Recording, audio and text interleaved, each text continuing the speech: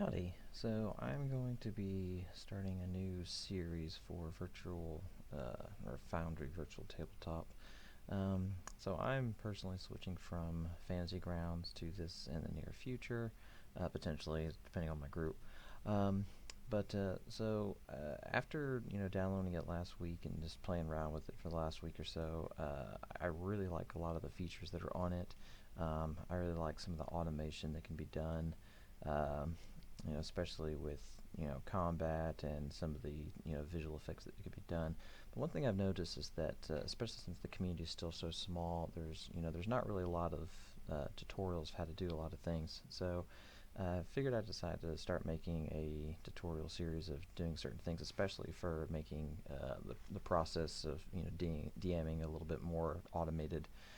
So today we're going to go over how to actually set up shops and how to link shops to a map so that your players can access it without having to constantly be like, hey, I want to go shopping. Like in Fantasy Grounds, if say you have a map and they'd be like, okay, there's a shop here and here and here, players like, hey, I want to go here, and if you actually take the time to make a shop and make a map, you have to load all the characters onto the other map and get them off the combat tracker, and it can be a real big process and eat up a lot of time. So with Foundry, I've noticed that there's a nice module that allow you to be able to allow your players to be able to access it whenever they want, as long as you give them permissions. So today we're going to be looking at two particular modules. The first one is going to be Loot NPC Sheets 5th edition. And then the other one is also going to be a Point of Interest Teleporter. These are the main two modules that we're going to be using for this. Also, one specific thing for the settings for the Loot PC one that I noticed that took me a minute to figure out was when you go over to your settings and you go to the Loot PCs, there's an option right here. It's this very first one that'll say convert currency after purchases. So whenever they buy anything, it'll convert pretty much everything to platinum. And even if they don't have any platinum and they have just gold and silver, it'll move everything to platinum. It's really annoying, but if you uncheck this, that'll go away, and you'll be able to have a little bit of an easier time. With the point of interest one, actually doesn't show up here at all. So it took me a minute to figure exactly how to get that to work. Did a little bit of playing around with it today and finally figured it out.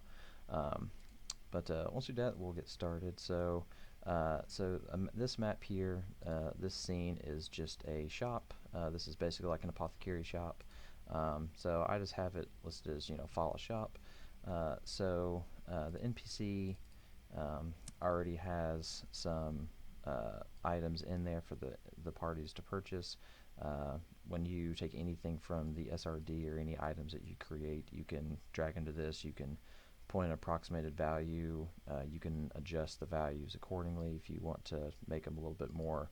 If you want to reduce the percentage, you can make things a little cheaper. Say like, I'll give you a 10% discount. You can go like, okay, well here's a little bit of a discount, and it'll adjust everything accordingly, which is pretty nice, especially if they earn good favor with some of the merchants. Big things you have to make sure you do is the NPC sheet will normally look like this. When you have an NPC, it'll just look like this. I think this is even the tidy sheet. No, I guess this is just regular NPC sheet. So it'll just look like this. They won't really have anything. They might have the features of any of the items that you have on them. But so when you have the Loot NPC sheets, if you go up to Sheet and it'll drop down, it'll be this NPC right here for the loot sheets, the one you're looking for in particular. And so it'll also default to loot on this, so it'll just pretty much, you can make an NPC just be almost like a bag of holding if you really wanted to, and you can allow whatever permissions you would want your players to have. But you set it to merchant. Same thing as too. It'll ask what ownership that the players can have. So you want this checked so that the players can actually click on them and access them. There are some rollable tables, so if you want to do something specific, like you wanted to have like trinkets like that, you can roll on a roll table and add those items to that. But that's pretty much all you have to do for setting up the merchant. But yeah, make sure it has merchant. You give permissions for them to be able to access it whenever they click on it. So for actually setting up the shop and allowing it for them to be able to access, it's a little bit different. So and also for the shops, so you have to have the module already loaded before you load the scene. Otherwise, it won't give you this option to do create scene notes. This is the one of the big things that you have to do to be able to create the icons for the map for them to be able to teleport to. So I actually, when I originally had the map, I had the map pre-done because I drew the area out, and then when I looked for the created scene notes, it wasn't there. So I pretty much just copied the map, reloaded it. It had this option, deleted the old one, so that's why my thumbnail isn't there right now. But so you can go to the let me close this, sorry. When you open this up and you create scene notes, it'll have just your typical thing. So you can say, follows like herb shop. You can do, so we're going to be looking for a particular map, which is going to be at, you're going to do at scene, bracket, follows shop, and then close bracket, and then I also usually do like a shopkeeper, follow, and then do that, and then you'll do at actor, and then bracket, and then follow. You gotta make sure that the name is identical to the NPC name, otherwise it will not add. So since I have follow affair, if I don't have that affair, it won't link to the NPC. So we'll make sure I get that correct. Okay. So, and then once you do that, that will, you'll have access to both of those. So you can also click on the thing like that. So if you can't remember who they are, if you want to, whenever you're on the street side and you're creating the shop, if you need to like go in and edit something, like if you needed to go and edit, her biography or anything like that, you could, have this access to that. And then the shop is just to kind of help create an anchor point for the thing to travel to. So once you create that, when you go over to your journal, it will create this note right here. So this will be your note that you're going to need. So we'll go back over to the scene, and so this is a big top-down view of Troll Skull Alley that's in Waterdeep Dragon Heist, which is the current campaign that we're running. So Fala's shop is actually down here.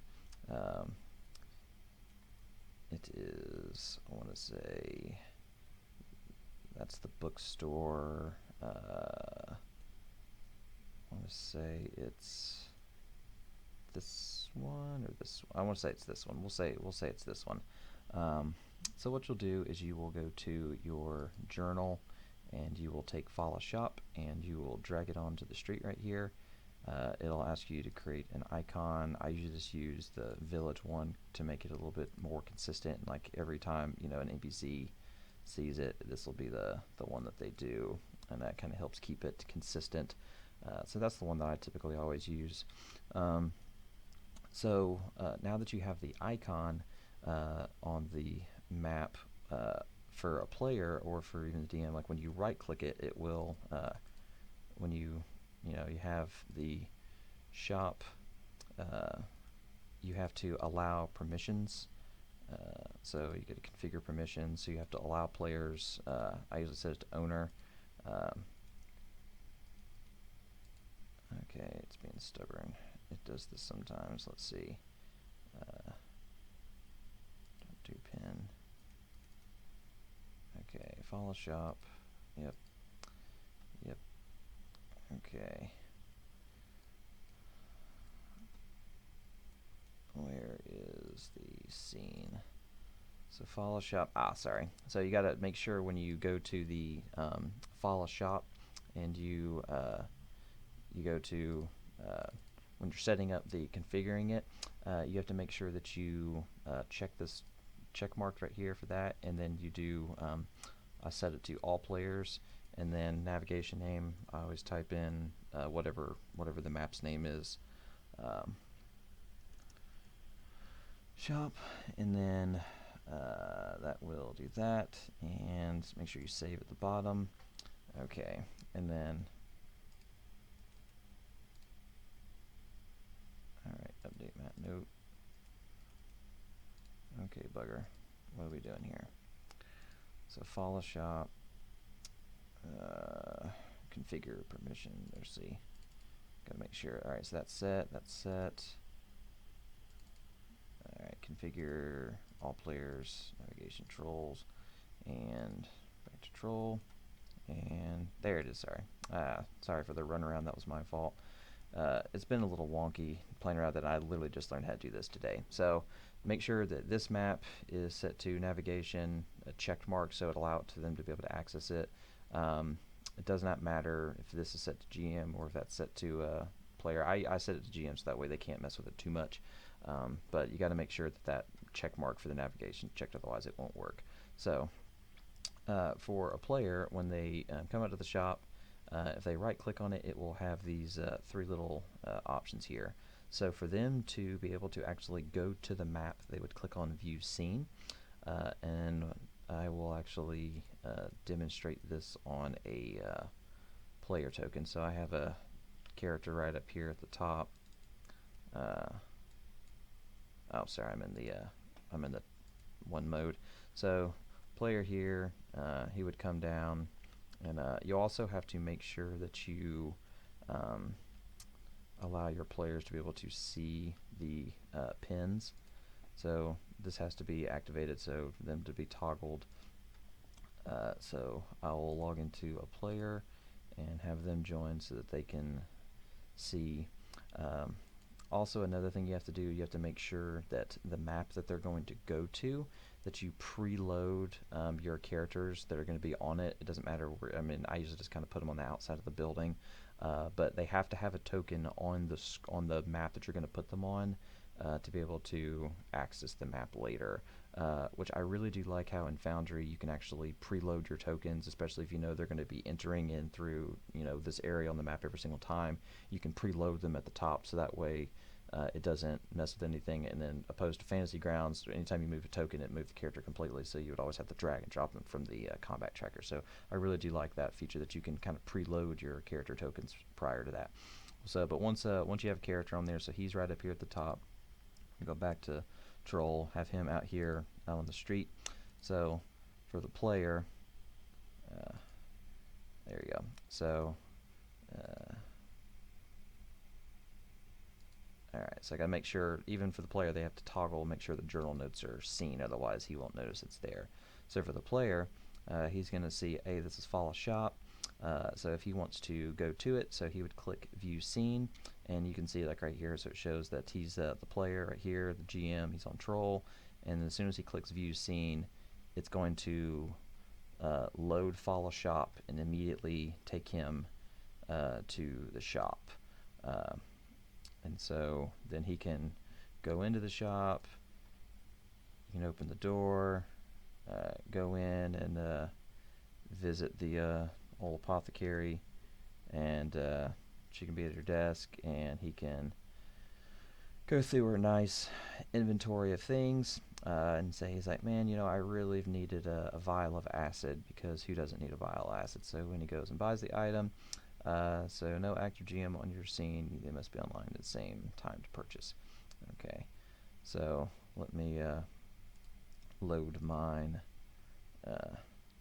So for him to be on here, so then he's like, okay, I want some acid, and then it'll ask him to purchase, and it will automatically show in the chat window that he purchased it for 25 gold pieces. And you know, looking at his inventory for that, going to his one single vial of acid, and inventory wise,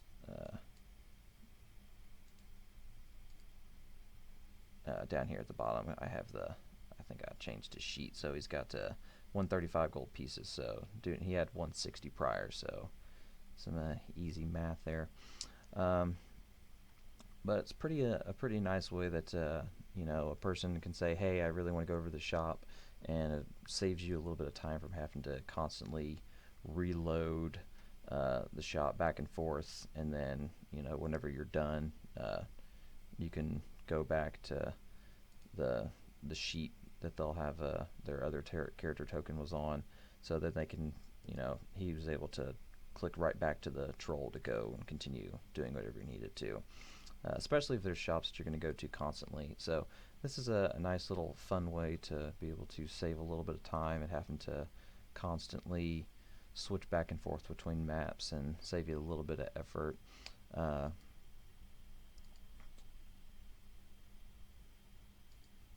to get back to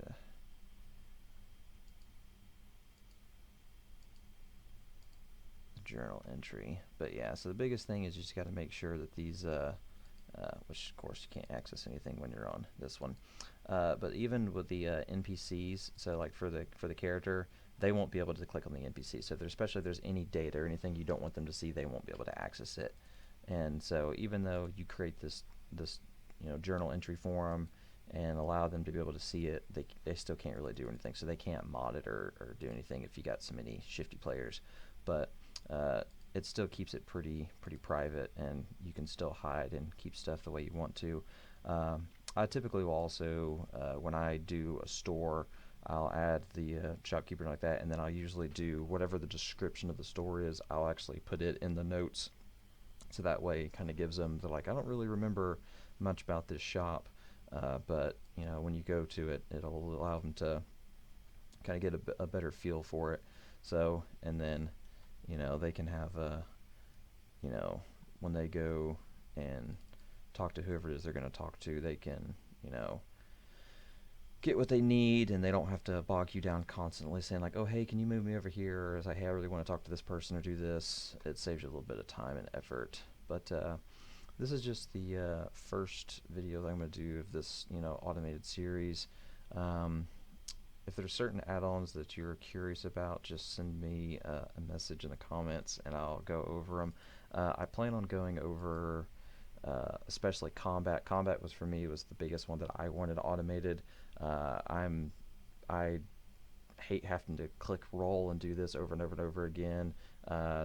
My players don't really mind too much, especially with like Fantasy Grounds. You know, you can click and roll, but I hate for myself. I hate having to just click back and forth. It's just really time consuming sometimes, and I get really bogged down on it. And I hate having to, you know, juggle like 17 things at once when I don't have to. So, you know, I have some things already pre-modded for combat. So like, say if my guy here is going to attack my little barbarian here, he would just roll his sword, and if he hits, it'll automatically roll the damage and go from there, and it'll math out how much, you know, how much your damage is and everything. So saves you a little bit of time and a lot less rolling that I normally have to do. I typically also usually have the token hood available, but I didn't want to have too much stuff on the screen to make it a little bogged down. But I'm definitely planning on making a lot more videos similar to this in the future.